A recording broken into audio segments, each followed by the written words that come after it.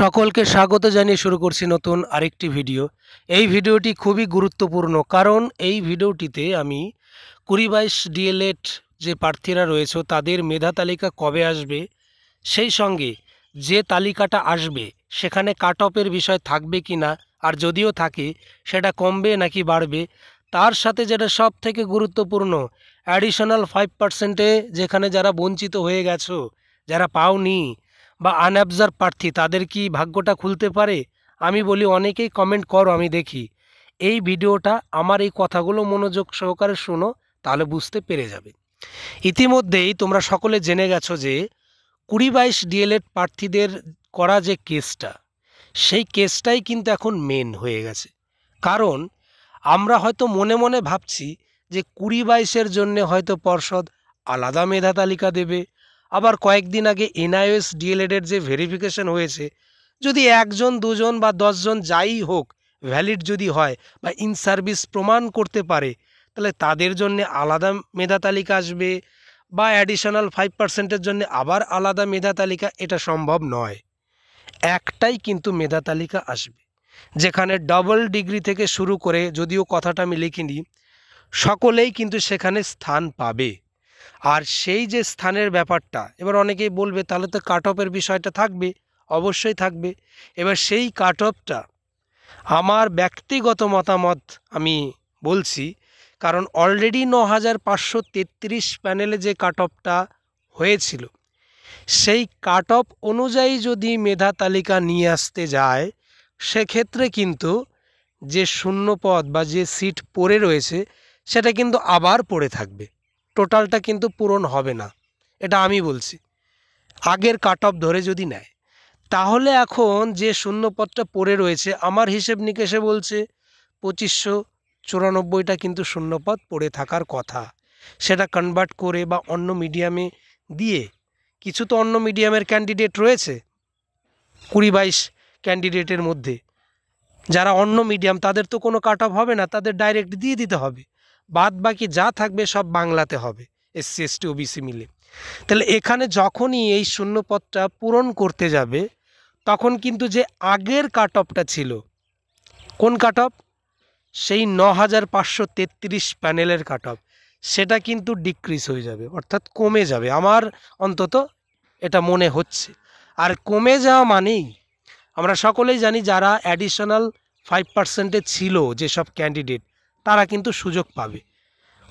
এবার আবারও বলছি, আমি এই যে মতামতগুলো রাখছি সম্পূর্ণটাই কিন্তু আমার ব্যক্তিগত মতামত। আমি প্যানেল নিয়ে অনেকটা দেখে বুঝে যতটুকু বুঝেছি সেটাই তোমাদের সাথে আলোচনা করছি, এর বাইরে কিছু না। এমন না যে এটা অফিসিয়াল, অফিসে গিয়ে আমি দেখে এসেছি, এমন না। এটা আমি অন্তত হিসেব নিকেশ করে যেটা পেয়েছি সেটাই কিন্তু আলোচনা করছি, ঠিক আছে। এইবার যখন মেধা তালিকা দেয়া হবে, প্রকাশ করা হবে, তখন ব্যাপারটা ক্লিয়ার হয়ে যাবে। তাহলে নতুন করে কাট অফ নম্বর অবশ্যই থাকবে, কাট অফ তো নম্বর থাকবেই, সেটা কিন্তু কম হওয়ার সম্ভাবনাটাই বেশি। আমার অন্তত ব্যক্তিগত এটা মতামত আমি তোমাদেরকে শেয়ার করলাম।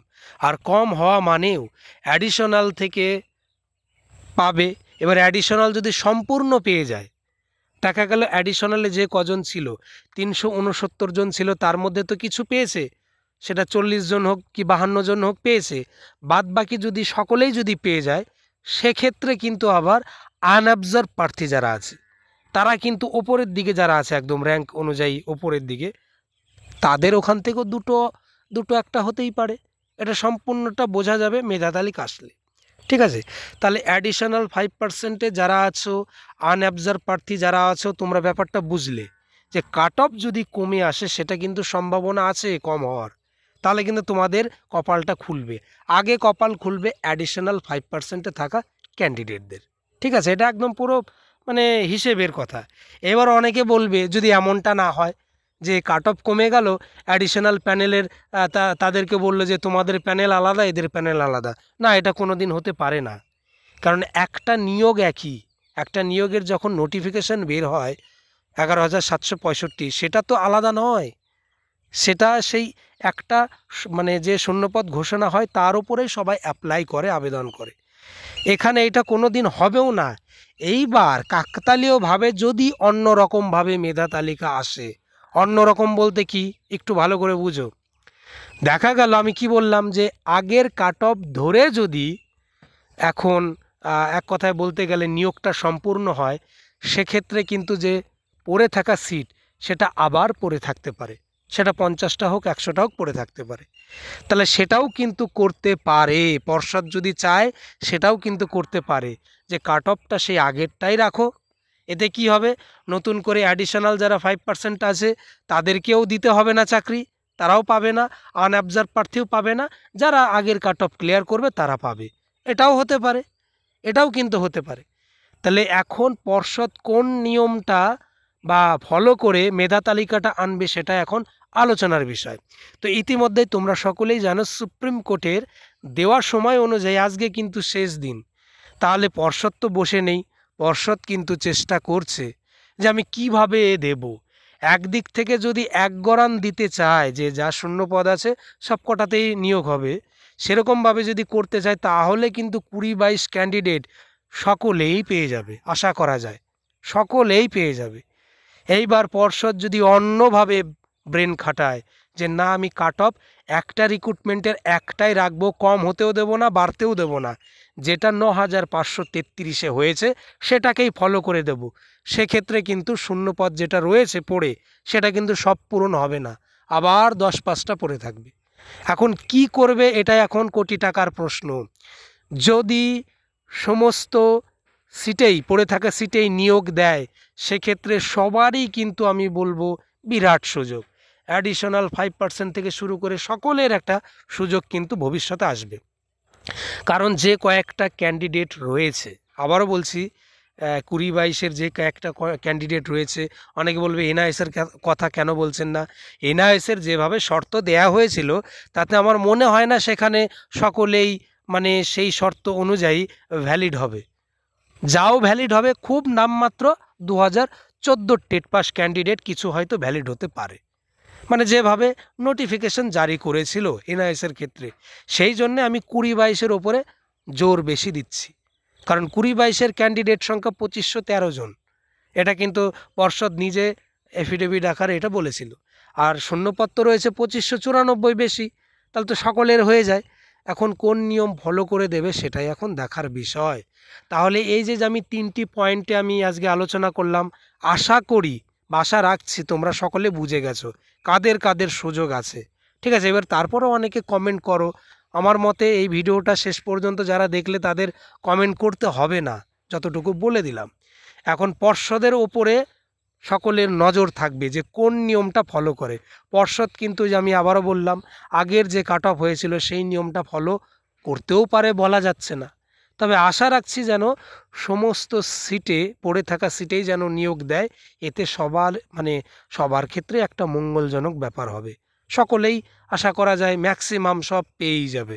ঠিক আছে, এবার কি হয় না হয় দেখার বিষয়। এবার আর একটা বলি, অনেকে ভাবছে যে তাহলে নতুন নিয়োগ যেটা এখন বেরিয়ে গেছে 13,421 নতুন যে নিয়োগ, তার তো পূর্ণাঙ্গ নোটিশ আসছে না, আসবে না যে, কারণ একদিকে একটা ক্যান্ডিডেট সে যদি আগের রিক্রুটমেন্টে কি হয় না হয় সেই ব্যাপারটা না বলে হঠাৎ করে যদি আমি অ্যানাউন্স করে দেই এই আজকে থেকে ফর্ম ফিল আপ করো, তাহলে তো 20-22 প্রার্থীরা সব থেকে দ্বিধাদ্বন্দ্বের মধ্যে পড়বে।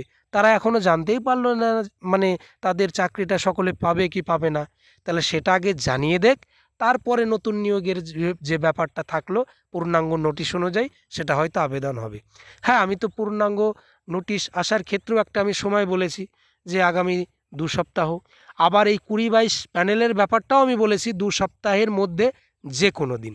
তার মানে এই নয় যে 2 সপ্তাহ 14 দিন পরে আসবে, আজকেও আসতে পারে 20-22-এর মেধা তালিকা।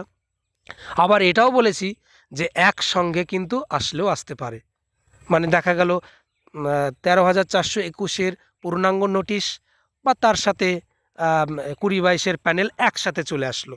এবার ইন কেস যদি 20-22 ক্যান্ডিডেট 100% যদি চাকরি না পায় সকলে, সেক্ষেত্রে সে জানতে পারলো যে আমি তো চাকরি পাইনি, সে আবার পরবর্তীতে অ্যাপ্লাই করে দিল। তো ব্যাপারটা তাল মিলিয়ে কিন্তু রাখতে হবে। আর পর্ষদ কিন্তু বসে নেই, সুপ্রিম কোর্টের সময় অনুযায়ী আজকে শেষ দিন হলেও আলোচনা কিন্তু চলছে পর্ষদের মধ্যে।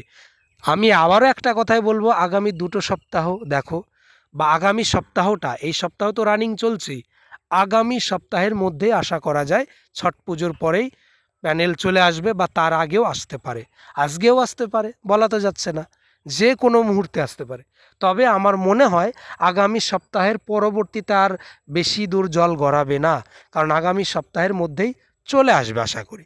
একদিক থেকে নতুন নিয়োগের পূর্ণাঙ্গ নোটিফিকেশান, আর এক দিক থেকে 20-22-এর সাথে যারা পাবে, যদিও যে আমি বললাম শুধু যে 20-22-এর প্যানেল তা কিন্তু নয়, 2-5টা থাকতেই পারে এনআইএস প্রার্থী যারা এলিজেবল হবে, সেটা 50টা হতে পারে, 100টাও হতে পারে, হবে যারা এলিজেবল বা যারা ইন সার্ভিস মানে ক্রাইটেরিয়া পূর্ণ করেছে তাদের নামও থাকবে।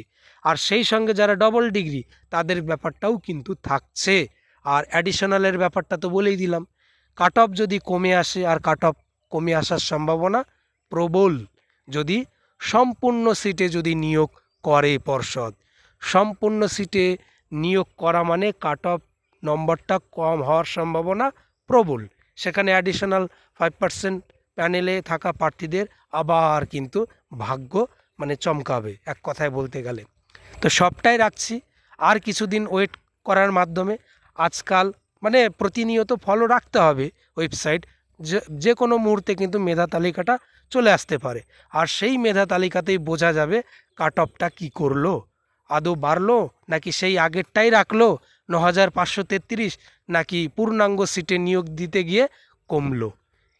তো এই ভিডিওতে এইটুকু ইনফরমেশান ছিল। অনেকেই কমেন্ট করেছিলে বলে আমি এই ভিডিওটা স্পেশালি নিয়ে আসলাম, যে পূর্ণ নিয়োগ নিয়ে অনেকে টেনশনে আছো। তোমাদের এই নিয়োগটা হবেই, তোমাদের এই নিয়োগ ছাড়া নতুন নিয়োগ স্টার্ট হওয়া সম্ভব নয়। আর যদিও স্টার্ট হয়ও কাকতালীয়ভাবে, সেটা 1-2 দিন হয়তো একটু মানে কি বলবো, দেখা গেল 2 দিন আগে স্টার্ট হলো, 2 দিন পরে হয়তো প্যানেল দিল, মানে এটা ইন কেস, এর বেশি না, ঠিক আছে, এর বেশি তারতম্য হবে না। তোমাদের এই নিয়োগটা কমপ্লিট হতেই হবে, প্রাথমিকের নিয়োগের ক্ষেত্রে এটাই নিয়ম, পুরনো নিয়োগ কমপ্লিট করেই নতুন নিয়োগে ধরতে হয়, ঠিক আছে। তো এই ভিডিওতে এইটুকু ইনফরমেশান ছিল। যদি কারোর কোনো প্রশ্ন থাকে মানে তারা কমেন্ট করতে পারো, আমি তার উত্তর কমেন্টের মাধ্যমেই দেব। যদি কারণ থাকে, কারণ হিসাবেই করো, অকারণে কমেন্ট না করাটাই ভালো। যদি কোনো কারণ থাকে অবশ্যই করো কমেন্ট, আমি তার উত্তর দিয়ে দেবো। আর এখনও যারা আমার এই চ্যানেলকে সাবস্ক্রাইব করনি, দয়া করে চ্যানেলটিকে সাবস্ক্রাইব করে আমার এই চ্যানেলের পাশে থেকো।